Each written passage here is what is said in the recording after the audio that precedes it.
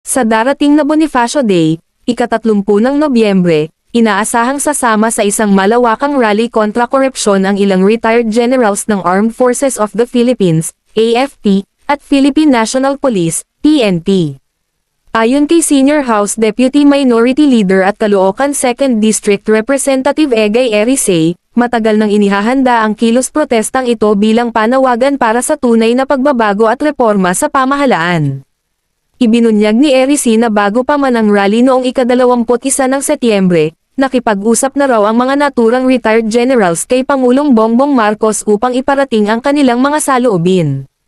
Nilinaw niya na hindi resignation ng Pangulo ang layunin ng grupo, kundi ang pagsulong ng mga reforma tulad ng Institutionalization of Internal Control, ICI, Anti-Political Dynasty Law, at Political Party and Campaign Finance Reform. Para sa kanila, sapat na ang panahong lumipas ng walang konkretong aksyon laban sa katiwalian. Ang kanilang pagsali sa protesta ay simbolo ng pagkakaisa ng iba't ibang sektor, mula sa dating mga opisyal ng seguridad hanggang sa karaniwang mamamayan, na nananawagan ng malinis, tapat, at makatarungang pamahalaan. Sa araw ni Bonifacio, muling ipapaalala ng mga Pilipino na ang tunay na kabayanihan ay ang paglaban sa korupsyon at pang-aabuso sa kapangyarihan.